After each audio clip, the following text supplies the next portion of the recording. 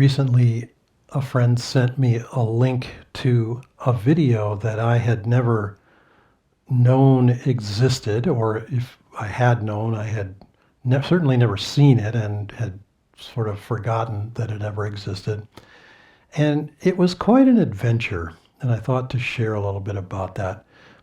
This was in March of 1989, and I was living in the Ananda Assisi Center, just outside of Assisi, Italy, and had been serving over there in various ways, primarily teaching and some singing and music related projects, and some construction related projects because I had been a builder and carpenter at that point in my career.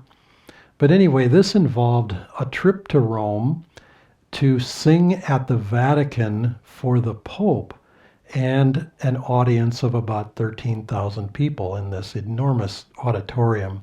He gave weekly gatherings. We would sort of call them satsangs, but he would address people from literally all over the world, people from Japan, South America, North America, all over Europe, basically anywhere in the world that had Catholics in it. You know, I think the only place I didn't hear mentioned was Antarctica.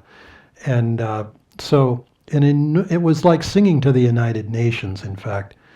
And the adventure of us even being able to do that isn't really my story to tell, but it was quite an effort to get, we had to work through people that we got to know gradually and who knew us and heard us.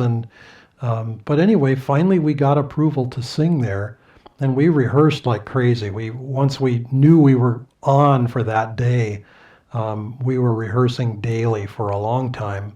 We were a choir of about 17 people, and we drove down in because we weren't just us singers. We were also, different people from the Ananda Center who were helping in other ways. We were relatives who, Italians who might never ever get the chance to be in the same room as the Pope. So this was like the chance of a lifetime for them. They were Catholic, even though their children or other relatives were connected with Ananda. They were thrilled that we were going.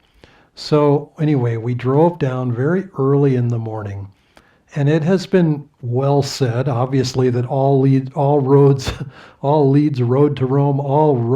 lead to Rome, which may be true on a humorous level. It has also been well said that if you can drive in Rome, you can drive anywhere.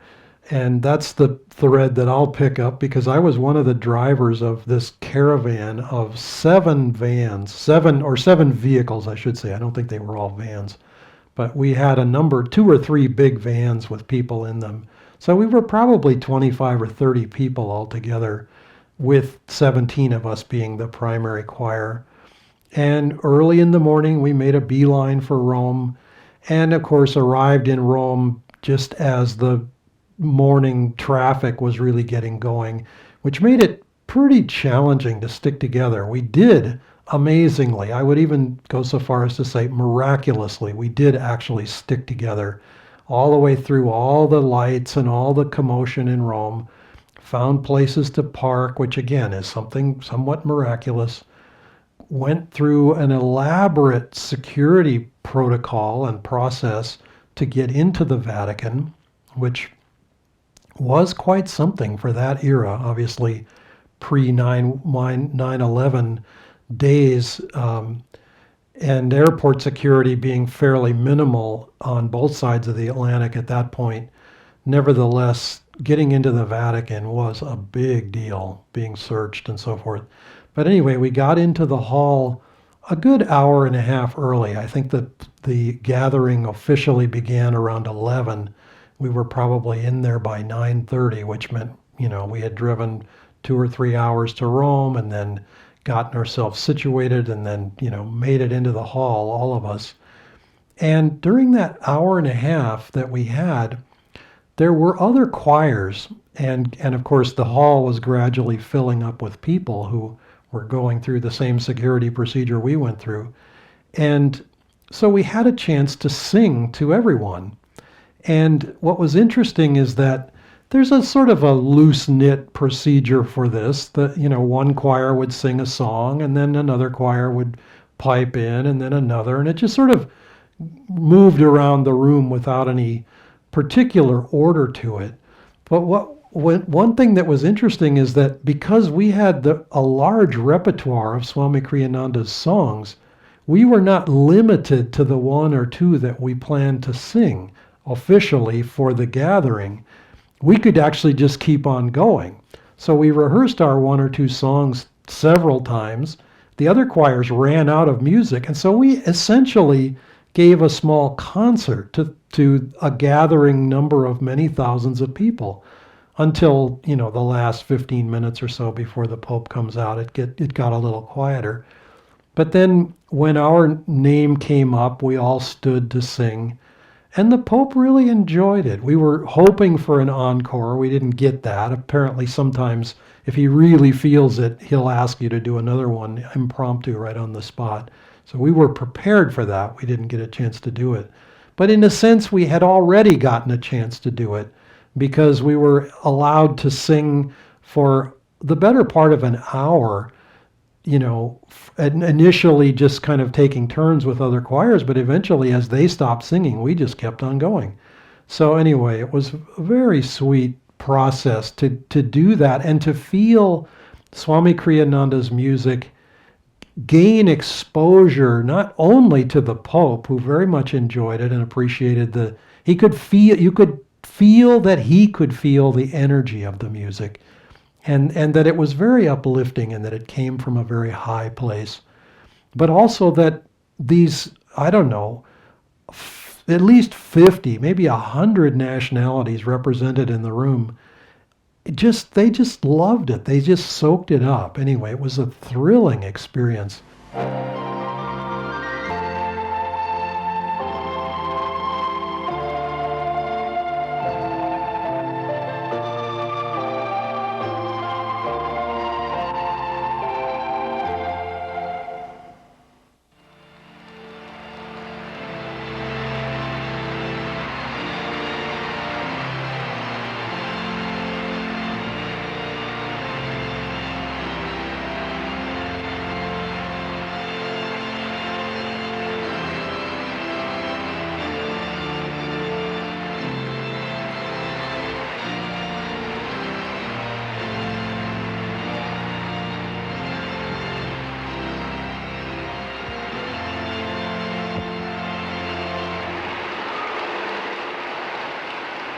În nome de Patris et Filii et Spiritus Sancti. Amen. Sia lodato Gesù Cristo.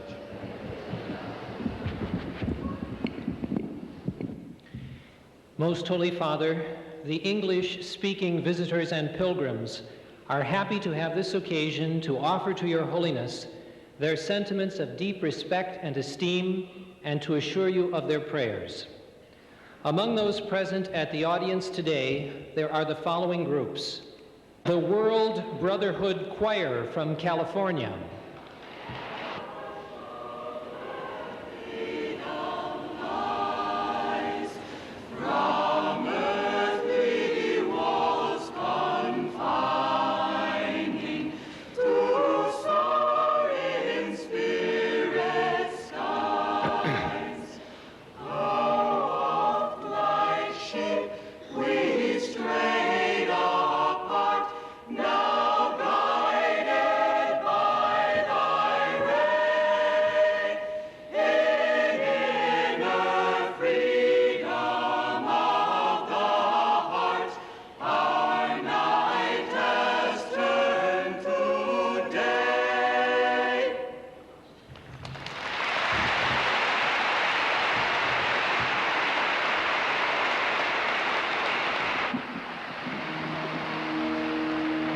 Pater noster, qui es in celis, sia lodato Gesù Cristo.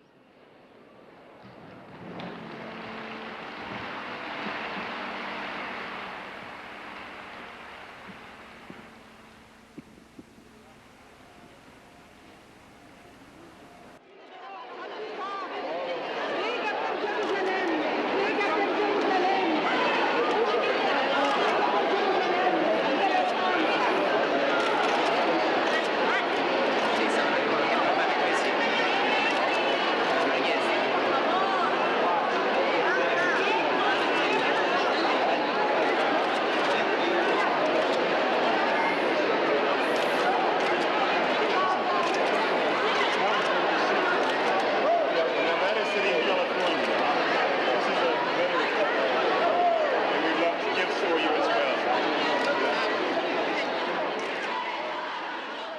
And then afterwards, of course, we had to celebrate. We had a meal of somewhere, and then we had to gather up ourselves. It seems to me that we made at least one other significant stop on the way out of Rome. I remember getting lost trying to get out of Rome, and I was grateful that we had not gotten lost going into Rome.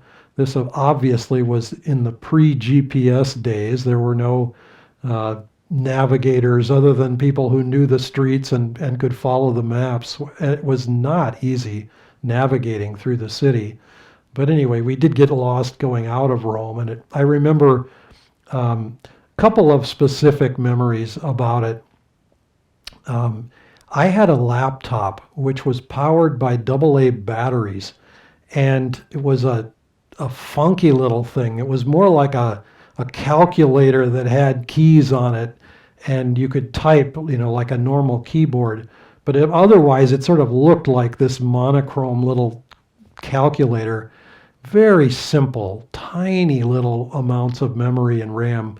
But anyway, it was capable enough of me writing a description of this event. And there's a photograph of me typing on my laptop. I'm sitting on this kind of barrier outside in St. Peter's Square, and I'm typing on the laptop.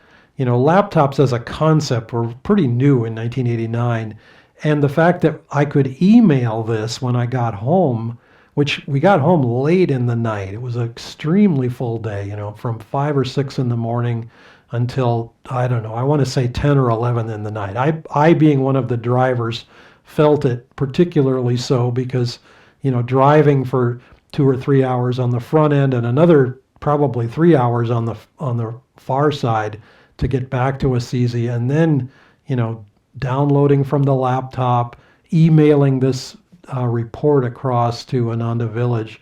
This was a big, big deal. It was a big deal for Swamiji. It was a big deal for all of Ananda to have that kind of exposure to the world. And one of the things I finished the day with is I actually made a phone call to my dad in America. And when I got on the phone to him, I said to him, "Dad, you'll never guess who I shook hands with today." And he, of course, couldn't and didn't even really try. I said, "I shook hands with the Pope." And even my dad, being Lutheran, appreciated the fact that, this was like an unusual course of a day. It was quite a joy. And I will just finish by saying, it's interesting. The video I am visible in the video. There were lots of photographs taken, and I am more or less not visible. And there's one in particular where I believe it is my hand that is seen shaking the Pope's hand. You just don't see whose hand it is. I'm exactly behind somebody else in the second row back. But I managed to slither my hand through and reach out, and he took my hand and shook it. And I could feel his spirituality. It was very interesting. It was a very interesting energy that I could pick up just from touching his hand. And I don't think of myself as this sort of wildly intuitive or, someone who has all these very otherworldly experiences all the time. But somehow I could feel a different kind of consciousness, and it was a very spiritual consciousness. I very much appreciated it. So anyway, that was an adventure in Rome. God bless you.